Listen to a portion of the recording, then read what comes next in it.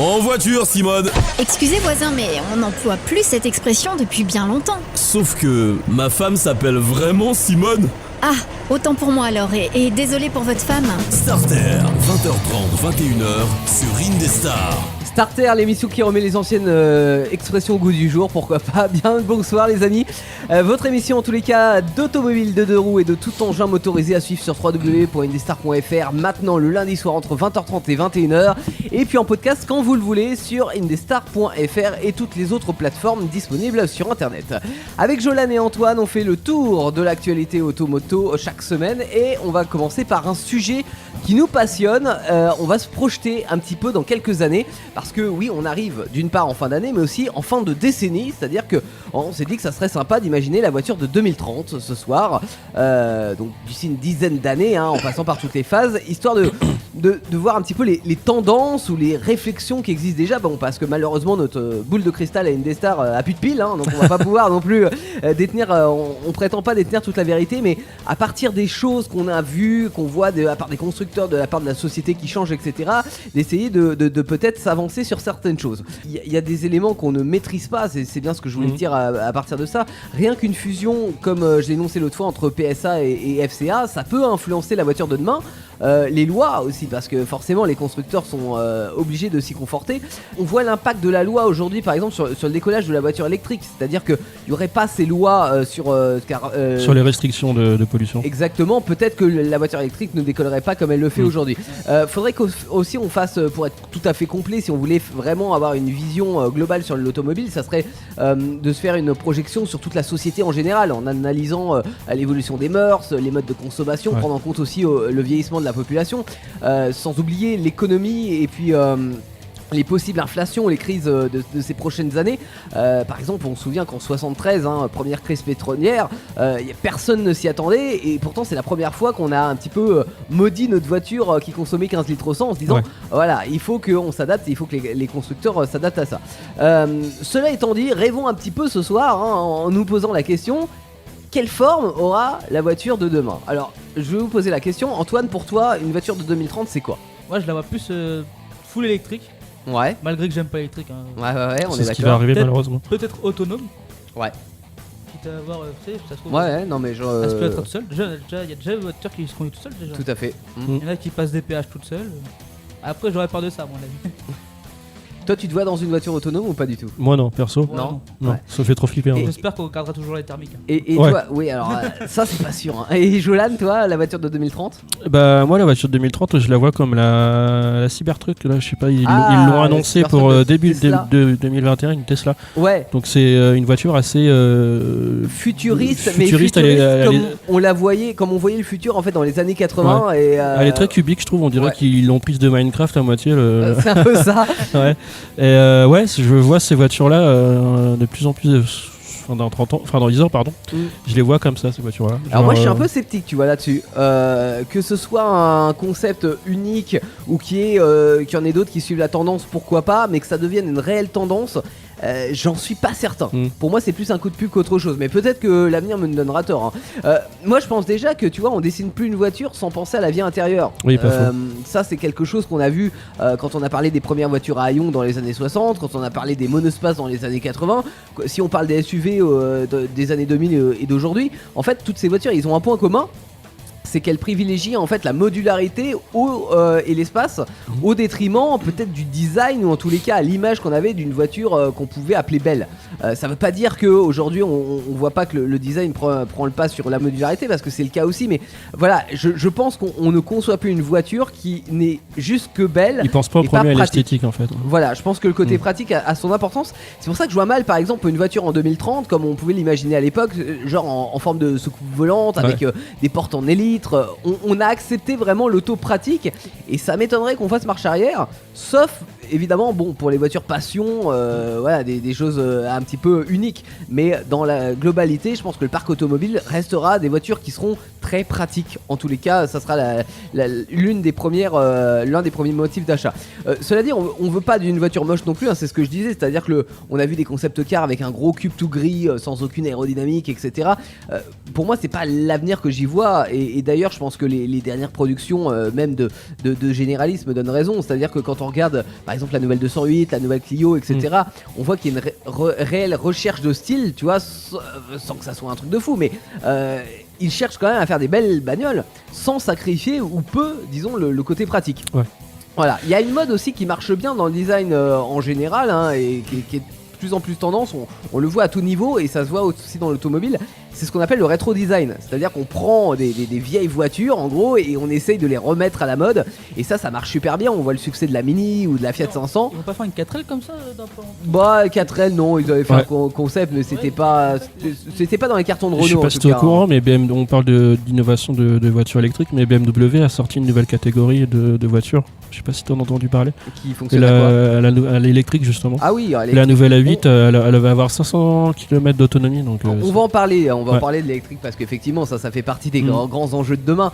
Mais pour en revenir sur le design, on voit bien que ça marche, tu vois, le rétro design, c'est-à-dire que on l'a vu chez Peugeot récemment avec la réinterprétation de la 504 coupée là où tout le monde a dit ouais je la veux, etc. Même si c'est une voiture électrique et que ça reste un concept. On a la Honda EV, c'est pareil, voiture électrique mais qui reprend un petit peu les Honda des années 70.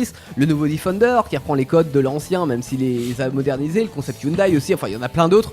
Ça pourrait vraiment être une solution, je dirais, allez, je vais être méchant, mais au manque d'idées des constructeurs. C'est-à-dire que il y a un film de science-fiction, là, je me rappelle plus le nom, où on voit genre des DS ou des autres voitures d'époque rouler ou plutôt graviter avec des technologies du futur. Bah franchement, je trouve pas ça incohérent. C'est-à-dire que c'est pas iRobot le film, non, par exemple ? Non, c'est pas iRobot. Non, c'est un autre. Mais alors peut-être qu'on n'aura pas exactement la forme des voitures du passé parce que bon, l'évolution des matériaux, les normes de protection piéton, etc. sont passées par là. Je pense que ça peut être possible de faire ce genre de. Mais alors moi, je vois pas vraiment une copie, si tu veux. Je vois plus une réinterprétation des voitures parce qu'on aime bien. On a ce côté nostalgique. Hein, ça se voit depuis quelques années à tout niveau. Tu prends de l'électroménager, tu prends des objets, tu prends n'importe quoi. C'est une tendance réelle au rétro, et quand on voit les exemples qui marchent, on se dit qu'une cagnotte comme la Fiat 500 c'est bingo quoi. Je parlais tout à l'heure du SUV qui est en ce moment en format majoritaire, on en a parlé et débattu dans Starter. Est-ce qu'on roulera toujours en SUV en 2030 d'après vous ? Peut-être, mais en électrique. Je pense pas. Tu penses pas ? Alors tu penses pas pourquoi Antoine ? Déjà avec les normes déjà même s'ils sont électriques. Ouais. Déjà, on a parlé déjà la dernière fois par rapport aux places déjà qu'ils prennent. Ouais, alors effectivement, la place dans les villes, si on prend un SUV, c'est peut-être pas le véhicule le plus adapté à la circulation urbaine. Ça, je suis d'accord avec toi. Et par rapport aux normes de pollution, je pense qu'effectivement, dans un premier temps, ils vont être confrontés aux normes de pollution qui sont de plus en plus sévères. Et même si c'est électrique, etc., voilà, on reste sur un véhicule qui est pas aérodynamique, qui est un véhicule de masse, etc. Je suis pas sûr qu'on n'oriente pas le consommateur vers des véhicules peut-être un petit peu plus petits, sans faire des voitures trop petites non plus, parce qu'on annonce par exemple la fin des citadines. C'est vrai que quand on voit les citadines d'aujourd'hui, on voit bien qu'elles sont beaucoup plus grosses que les citadines d'il y a 20 ou 30 ans, parce que il faut savoir, alors déjà beaucoup plus gros, c'est beaucoup moins basique aussi, parce que ce qu'il faut savoir, c'est qu'une citadine, ça rapporte pas des masses à un constructeur quoi. La marge de manœuvre en fait elle est très faible, donc les constructeurs préfèrent vendre du SUV plutôt que de la citadine, ça c'est évident. Donc c'est pour ça qu'avec les restrictions, je dirais un peu budgétaires, etc., l'économie automobile va pas forcément à son mieux. Je suis pas sûr que par la suite, tu vois, dans 10 ou 20 ans, on remette ces citadines au goût du jour quoi. Je pense qu'on peut signer aussi l'arrêt de mort des 3 portes. C'est-à-dire que ça, on le voit, il y a quasiment plus aucune voiture aujourd'hui qui est disponible en 3 portes, mis à part, bien entendu, on met de côté les, non mais les coupés, voilà, les voitures sportives. Mais dans les citadines, on voit bien, par exemple, tu prends une Clio ou une 208. Aujourd'hui il y a plus que des 5 portes. Alors ils essayent de camoufler ça en 3 portes en mettant les poignées de porte dans les montants, etc. Mais on reste sur des 5 portes parce que la 3 portes, ça passe côté pratique qu'à la 5 portes, et j'ai l'impression que les consommateurs n'en veulent plus. Ce qui est dommage, parce que moi j'aime bien les 3 portes personnellement, et puis j'ai pas d'enfant, donc c'est cool, tu vois. Mais bon, après ça c'est une question de choix. En tous les cas, ça a pas l'air de plaire aux consommateurs de 2020. Alors est-ce que ça plaira à celui de 2030 ? On sait jamais, revirement de situation, mais j'y crois pas des masses. Parlons justement de la motorisation. Alors tu parlais tout à l'heure de l'électrique ou de l'hybride, on peut pas passer à côté, c'est clair. Si on fait une projection à 10 ans, je pense que je vais pas vous étonner si je dis que la majorité des voitures seront électriques en 2030, sachant qu'on est au début de tout ça, notamment en termes d'autonomie ou en temps de recharge, ça va forcément évoluer avec le temps. Et à mon avis, ça va devenir, je dirais, aussi facile, aussi pratique, sinon plus que l'essence. Après, moi personnellement, je suis plus réservé quant à son avenir déjà à long terme. Sur l'électrique, c'est bien fait sur l'écologie. Et je serais pas étonné, tu vois, qu'à un moment donné, on nous fasse le coup du diesel en nous disant, bah, achetez plus d'électrique, c'est mal pour la planète, voilà. Mais cela dit, on pourra faire ça quand on aura une autre technologie qu'on aura mis en avant et qui commencera à émerger et qui aura du potentiel financier dessus, tu vois, un petit peu le truc cheminement. Donc, en parlant de financement, ils ont peur, enfin ils ont fait une enquête, ils vont perdre 30% du marché financier sur la thermique. Ah ouais, non, s'ils produisent énormément d'hybrides ou ce ouais, genre de mais ils vont se rattraper. Après, ouais. Que les constructeurs... ça leur fait peur un peu quand même. Hein. Ouais, mais en fait, moi je pense que ça fait peur aux constructeurs traditionnels parce que en fait, avec tous ces véhicules électriques et avec d'une manière générale tout l'électronique qui rentre dans les voitures, on voit l'arrivée de nouveaux acteurs qui sont pas forcément issus du monde automobile. On l'a vu avec Tesla par exemple, qui est pas une marque automobile à la base. On l'a vu aussi avec Google qui a testé. Alors est-ce qu'ils font des Google Cars ou pas, je sais pas, mais franchement en 2030 on roulerait avec des voitures Huawei, tu vois, ça m'étonnerait pas. Non mais c'est vrai parce que en gros on perd de plus en plus d'éléments mécaniques au profit d'éléments électroniques, donc ça les rend légitimes finalement en fait sur ce terrain. Et tu sais que j'ai parlé de Huawei ou Xiaomi, ou enfin des marques chinoises comme ça qui prennent un petit peu le dessus sur l'électronique, sur les portables, etc. Mais il y a déjà des accords qui sont passés notamment avec des constructeurs automobiles chinois pour concevoir des véhicules. Donc tu vois, c'est pas totalement improbable et ça pourrait même devenir concret à mon avis dans une dizaine d'années quoi. Donc électronique qui prend le pas sur les éléments moteurs, sur les équipements aussi, mais aussi sur la conduite. Tu parlais tout à l'heure Antoine de la conduite autonome.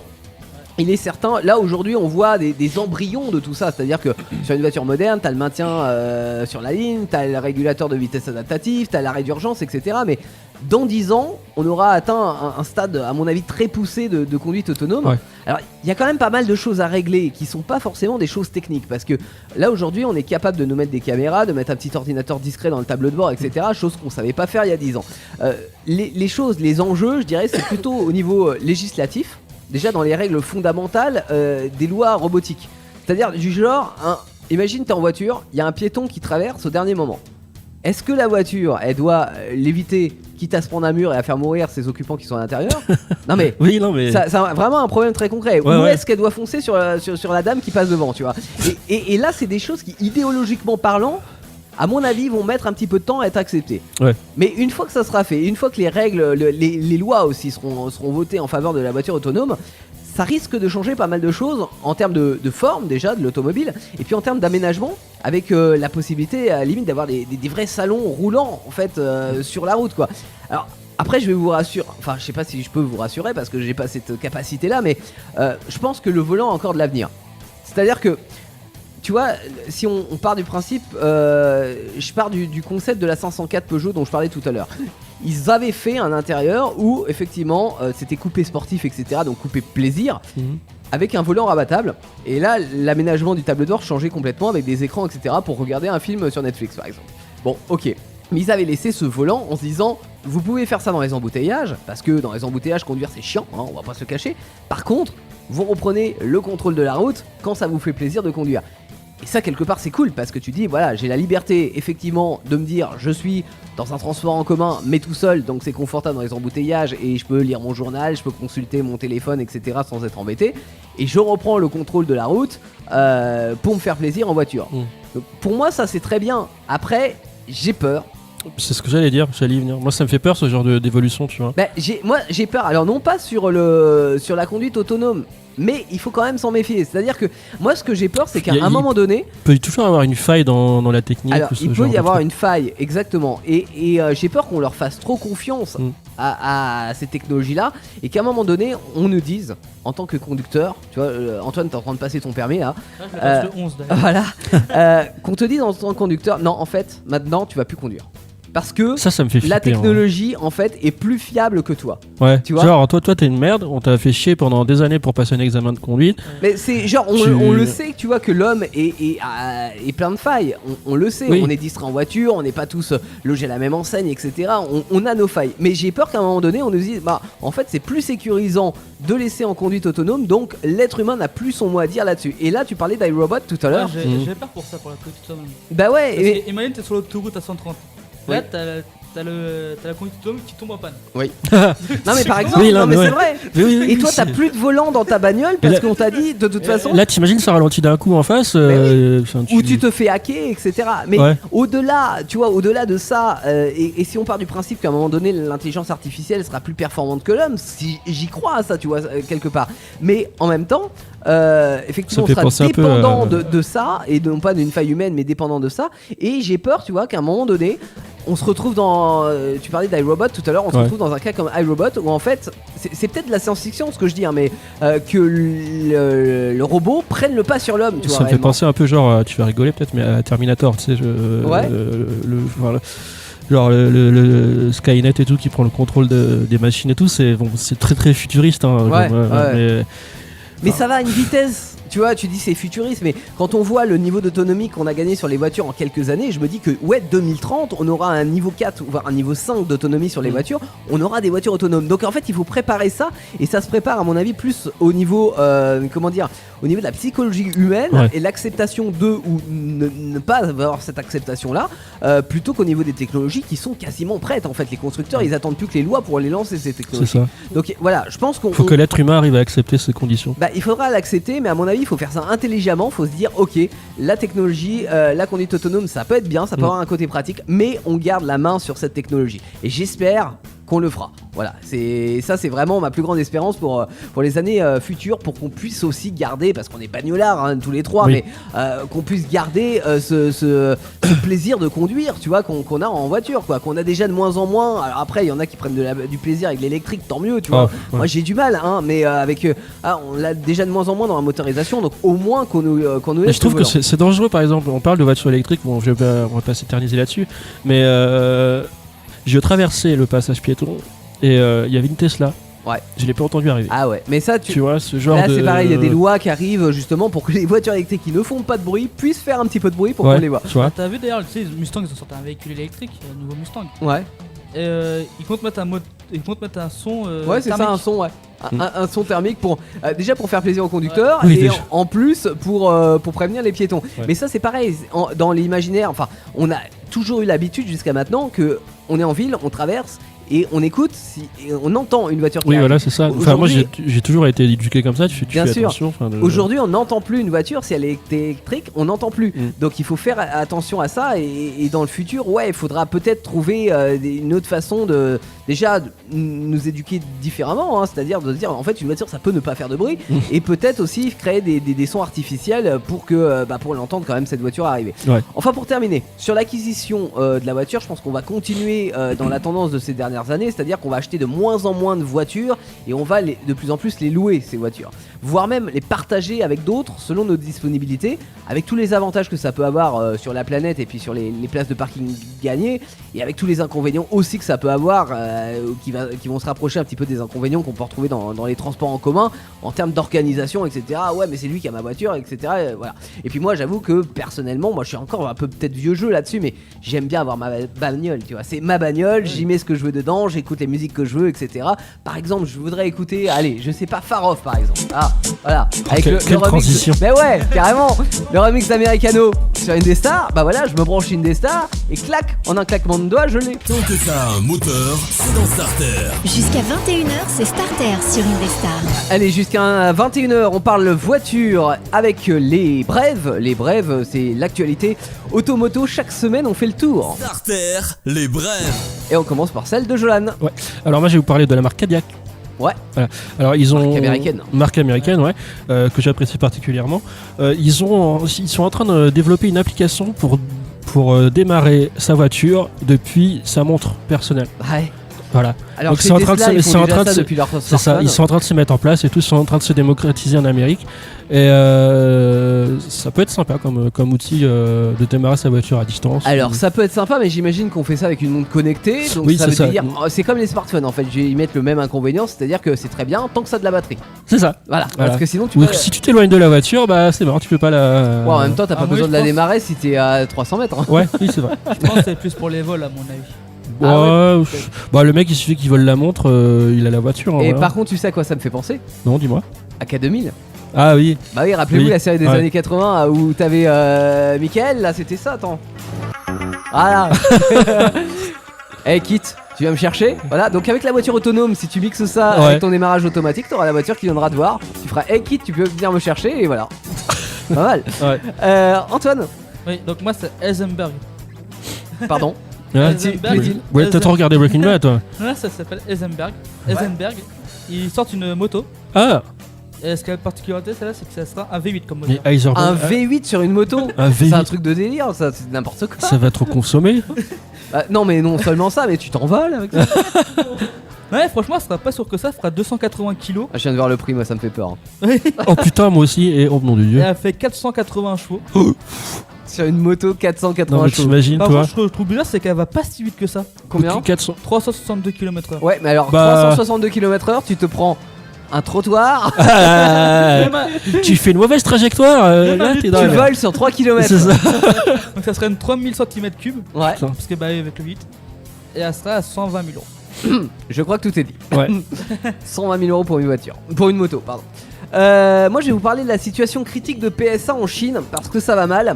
Si on prend la marque DS par exemple, ils ont vendu seulement 300 voitures en 3 mois. 300 voitures dans un pays comme la Chine, c'est minable. Voilà. Et le reste du groupe va guère mieux. Donc c'est pas si étonnant que pour le salon de Canton qui vient d'ouvrir ses portes, c'est en Chine. On ne voit aucune trace de la DS9 qui est censée être la berline haut de gamme de DS, soit l'équivalent de la vraie DS à son époque. Et ben elle devait être présentée là et on l'a pas vue. Pourtant ça fait plusieurs mois qu'on l'aperçoit. Donc elle est prête, mais voilà, elle est pas là. Et on est en droit même de douter de sa sortie parce que si c'est pour faire en 500 ventes à l'année, c'est pas du tout rentable. Pourtant concevoir des voitures neuves dans un marché chinois, c'est pour moi plutôt la bonne stratégie et là Peugeot et Citroën se sont bien plantés ces dernières années. Encore une fois c'est pour moi, mais c'est qu'en fait ils ont joué vachement trop laxiste. C'est-à-dire que pour la Chine dans les années 90 ou 2000 ils ont repris des anciennes voitures et qu'ils ont simplement restylé. Genre ils ont fait le coup avec la ZX ou la 405 qu'ils ont réussi à vendre jusque dans les années 2010. Sauf que bon, le marché chinois a très très vite évolué, on le voit bien aujourd'hui avec tous les objets chinois qu'on a. Ils ont dû se dire ouais PSA ils nous prennent un petit peu pour des imbéciles, donc du coup ils leur font la gueule quoi. Et après pour rattraper le coup, va falloir se bouger les gars.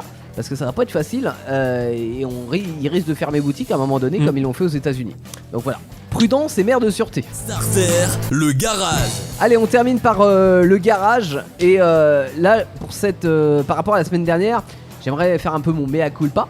Vous vous rappelez la semaine dernière on a fait les 100 ans de Citroën et c'est vrai que j'ai été un petit peu critique sur la marque Citroën pour ces 30 dernières années. Tu les as un peu assassinés, on va pas se cacher. Hein. Ouais c'est pas faux, mais parce que j'avais qualifié notamment les Citroën des années 90 comme des voitures de papy. Bon, alors je le pense toujours, ouais. Sauf notamment la voiture qu'on va présenter à l'instant. Mais bon, ils ont quand même pensé dans les années 90 aux papy sportifs, tu vois. Oui. Et ils nous ont fait plaisir avec des voitures efficaces. Comme la Xara VTS dont on va vous parler aujourd'hui. Je fais un petit bisou à mon papy parce qu'il en a une et je l'ai conduit d'ailleurs. C'est pas une VTS qu'il a acheté? Si c'est une VTS, mais c'est mou comme bagnole, ça avance pas. Tu rigoles ou quoi? Bah c'est pas la VTS alors qu'il a acheté. Non, c'est pas la VTS, c'est pas possible. Attends, parce que ouais, dans 125 chevaux, c'est pas la VTS. Bah non, si c'est mou avec 167 chevaux sous le capot, c'est oui, non, mais c'est pas la VTS. Non, en vrai, ça commence à causer. Et ce qui est cool, c'est qu'elle a un bon châssis, elle a 167 chevaux, et aujourd'hui, elle est référencée comme voiture de papy. Donc en fait, non mais c'est un avantage. Ouais, comme la Xantia aussi, ouais, il y a des bons modèles de Xantia aussi. Mon grand-père qu'on avait une. Ouais, mais t'avais un bon modèle de Xantia aussi, pareil sportif, etc., qui sont pas surcotés. Ce qui est cool parce que si tu compares avec sa cousine qui est la 306 S16, qui est vachement plus cotée, alors qu'en fait ce sont les mêmes voitures et même la Xara est plus performante. Sauf que vu qu'elle a cette image un petit peu de paresseuse, etc., c'est le genre de voiture que tu vois passer, tu dis ouais, bof, c'est une voiture à papy, et en fait la voiture elle a 167 chevaux sous le capot. Donc, en deuxième. Occasion à saisir ce soir, on vous a mis 3 annonces de côté, on commence par celle d'Antoine. D'accord. Donc une Xara VTS 1,8 litre en essence, année 2000, 1990 €, elle est en bon état avec historique de l'entretien. Elle a Deuil-la-Barre. Deuil-la-Barre, c'est dans quel département ça? Dans le 95. Ouais, 95 170. Et tu as vu ça sur Le Bon Coin. Le Bon Coin. Jolan. Moi, pareil, on reste sur la même catégorie. Mise en circulation en 1999, kilométrage 114 000. Prix, elle est à 1209 €, et puissance 125 chevaux, couleur bleue, porte 3. Elle est dans le département Valonne, dans le 06, et je l'ai trouvé sur le site Réseau Car, l'annonce 1828 qui est toujours disponible. Ok, une dernière? Ouais, du coup une dernière, année 2001, un peu plus récente, kilométrage 85 800 km, prix à 5 000 euros. Et elle est plus chère parce que c'est une coupée, une Xantia coupée. Bah l'autre aussi hein. Non. Bah si, tu m'as dit que c'était une 3 portes. Ah d'accord. J'ai suivi hein. Du coup couleur noire, porte 3 toujours, département 37 Indre-et-Loire, et sur le site Le Bon Coin et il annonce 1714. Ok, donc annonce à retrouver, bien sûr faites-vous plaisir. Et c'est vrai qu'au niveau des prix ça reste tout à fait raisonnable, ouais, donc c'est assez profitez-en. variable. Parce que ça risque, tu sais, à un moment donné on risque de se dire c'est une voiture sympa quand même et Ouais, ça va prendre et de ça la te valeur. passe sous les yeux. Exactement. Les podcasts Indestar, toutes vos émissions préférées, où vous le voulez, quand vous le voulez, sur indestar.fr et sur toutes les plateformes internet.